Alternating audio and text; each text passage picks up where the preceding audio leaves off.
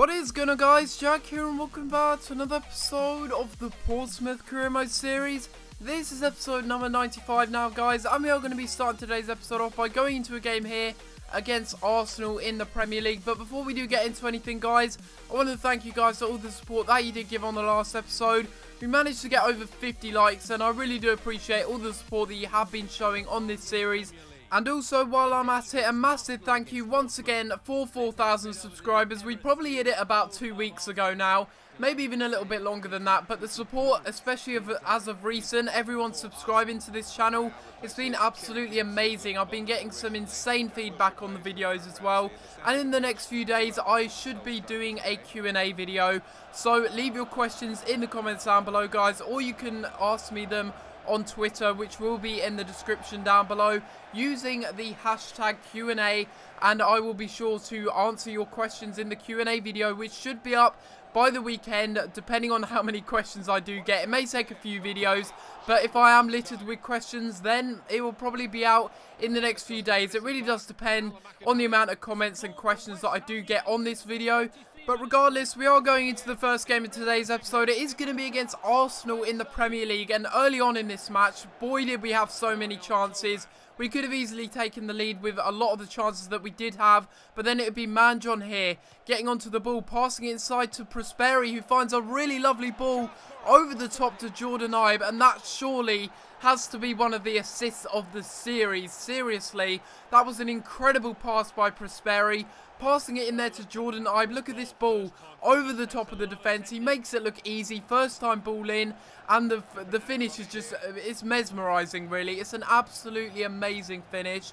Jordan Ibe wrapping off a lovely team goal there with Prosperi, of course, getting the assist.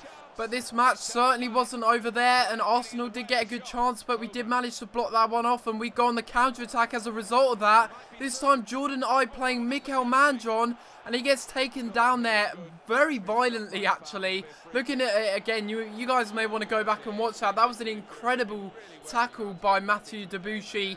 He gets sent off as a result of that. It was the last man. We could have scored from that.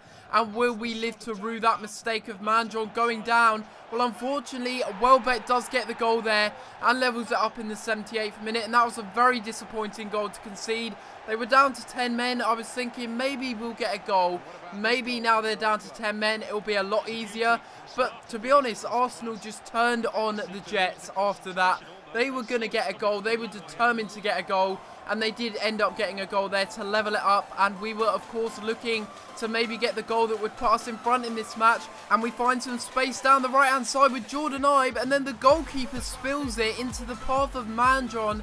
And Manjon is going to get the goal here that's surely going to win us the game this late on in the match. And what a crucial goal that may just turn out to be, because we are, of course, looking to maybe challenge for the title at this stage of the season. We still don't know what's going to happen, and it's going to be a very tight race for the title if we have any chance of going for the title. And it's Mikel Manjon getting his 10th goal in the Premier League, and they, of course, will look to get the equaliser.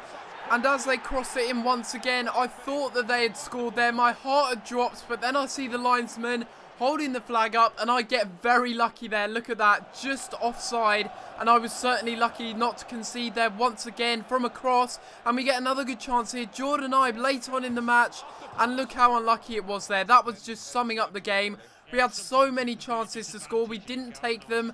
Luckily it didn't matter, and we got the 3 points in this match. But Jordan Ibe really should have scored from there. I know it was a tight angle, but look at the chances we had.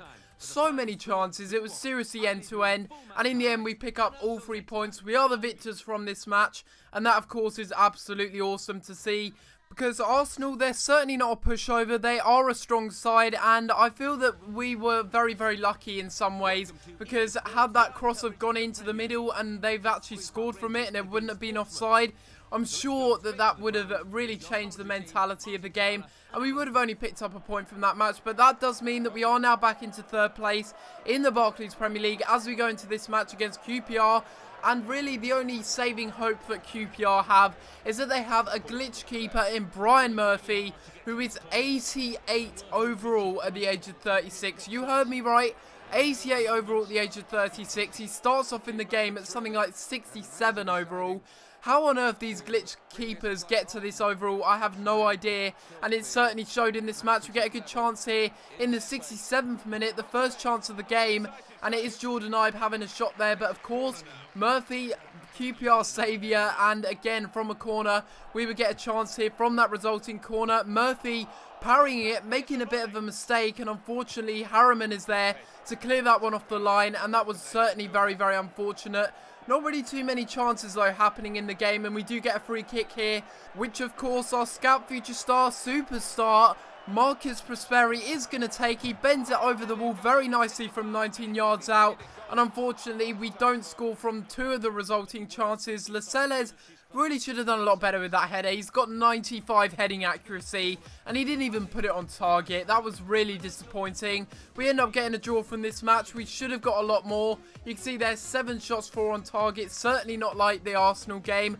We actually deserved to win from this match. We certainly did. And it was a shame that we couldn't get all 3 points, because QPR, their only saving hope, like I did say earlier, was Brian Murphy in goal. They have an amazing goalkeeper that's saving their arses every single time. And it does make me wonder, do we need to get a better goalkeeper? Is it that I need to get a better goalkeeper to improve the side? I mean, Tom Heaton, he's a great goalkeeper, don't get me wrong. As we go into this game against PSG, Paris Saint-Germain, of course, in the round of 16 in the Champions Cup now. It's getting to the big stages now with Portsmouth. If we get a win against PSG in this match, then of course that will really, really help us going into the second leg. They've got Doumbia up front, for crying out loud, and they've actually made a fair few signings, so fair play to the AI. They've actually done some good business there, has the PSG AI. They've made a few signings, and it's certainly not like a lot of the other teams in the Premier League for sure, who have hardly made any signings whatsoever, and they've only made a couple of signings here and there. We've got a completely different team to the team we started from, and that really is the case throughout career mode. You know, whatever career mode you do, whether that's with a big team or a small team, you're almost guaranteed to be restructuring the team, making a lot of signings in the windows, because that's what the transfer window's for. It's for making signings, and maybe the AI are being realistic about their signings. I don't know, but it would be nice to see the AI do a little bit more business in the transfer window. Certainly would make career mode a little bit more interesting, coming up against teams that have a little bit of a variety of players instead of the same players, which isn't really the case with PSG. They've got Pogba, who scores the first goal of the game there, unfortunately for us, scoring an absolute worldie there. He did actually miss a chance earlier on in the game, and it is Paul Pogba that does get the goal there for PSG. And unfortunately, it is an away goal, and that will really damage our chances if we are going to get anything from this match, because the away goal, it really does mean a lot, especially in the Champions League, you know. And it certainly means a lot for us as well, because now that they've got that away goal, which is very crucial in the Champions League, it means now they have the upper advantage. We have to score when we go to PSG for the second leg of the Champions League round of 16. And it certainly will be an interesting one as to whether or not we will be able to go through in the Champions League. To be honest, I don't know if we're going to be able to go through. You know, PSG, they are a better team than us. They have better quality players. We certainly don't have the quality that they have. They got Paul Pogba, who is at least 90 rated by this stage of career mode, and that really isn't fair, because we've got our highest rated midfielder being Marcus Prosperi. But when you think about it, if we do go out of the Champions League, it doesn't really matter too much. We've got more of an opportunity to win the FA Cup here. We've got a very, very nice draw. We've got Port Vale in the round of 16. No idea how they've got to the round of 16 of the FA Cup. No offence to them, you just don't usually see a League 2 side at this stage in the FA Cup, but we are coming up against them, and as usual, I'm picking a little bit of a weaker side. Some first team players in there, such as Bigger Romana, such as Jordan Ibe, but apart from that, it's a completely fresh side, and I'm warning you guys, in this match, there are so many chances, so many goals, and really, I just couldn't show them all. There were so many chances in the game, and of course, the first chance did fall to us there with Jordan Ibe, and it's just so easy. It gave me a bit of nostalgia. Going back to League 2 and playing against League 2 opposition, it just gave me some nostalgia of the beginning of this series, and maybe we will take a little bit of a break from this series. We'll just have to wait and see after this season, but we get another good chance here. Jordan Ibe again, terrorising the defence, and almost a replica of the first goal that he did actually score in the 23rd minute. just before half time. He gets his second goal of the game, and look at that, terrorising the defence, then does a fake shot inside and shoots first time into the bottom corner, getting his second goal in the FA Cup, and that really did put us in a good place just before half time. And then unfortunately for us, we end up conceding a goal there to Port Vale just after half-time. That really was a little bit disappointing, to be honest, because we had a lot of opportunities in the game, and to see them score there and take away our clean sheet against a League 2 opposition, a little bit embarrassing, to be honest. The defending there by Watmer, expected a little bit better from him, and it is a shame that he couldn't do better in that situation, but it doesn't matter. We're going to be looking to provide an onslaught here and maybe get some more goals in the game, and that really is League 2 defending right there at its best. Not clearing the ball away, and the rebound was very, very lucky, I will be honest. It was Jeremy Boga having a shot, and then it falls back to him again, and he eventually takes a shot, getting his 4th goal in the FA Cup in 4 appearances. Absolutely unbelievable. And then we get another chance here. No idea why they had so many men forward, and Luke James, really, that was on a plate for him to score. I'm surprised he didn't score. Look at that.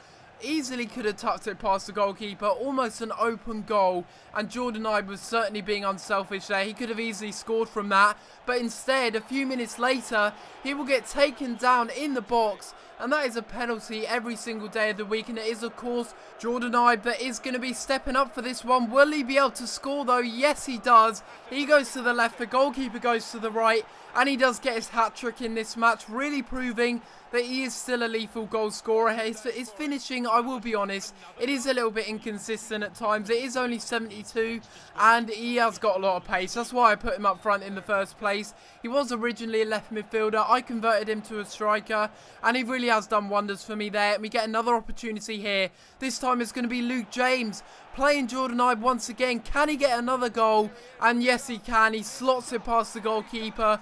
Cool, calm and collected finish there, and he gets another goal. So that's his 4th goal of the match. An absolute onslaught of Port Vale, and after that, well, after they scored their goal in the match, it just seemed to, the floodgates just seemed to open. That's what I'm trying to say. They seem to completely open. We get another opportunity there, and we do take it. Jordan Ibe in the end getting 4 goals in the match, and also Jeremy Boga getting on the score sheet, a 9.9 rating for Jordan Ibe. He is just an absolute monster in this career mode. But this is going to be the end of the episode, guys. Hopefully you have enjoyed, and if you have enjoyed this episode of career mode, then of course feel free to leave a like on the video and subscribe if you haven't already, as it really does help out my channel, guys, and it shows me that you are enjoying this series and you do want it to continue. And of course, in the comments down below, leave me some questions for the Q&A video, which I am going to be doing in the next couple of days, depending on the amount of questions that I do get. But using the hashtag Q&A, you can also go ahead and ask me the questions on Twitter, but don't expect a reply because I'm very bad with social media. But anyway, guys, that is going to be the end of the video. Hopefully you have enjoyed, and I'll see you next time for another video. Thanks for watching.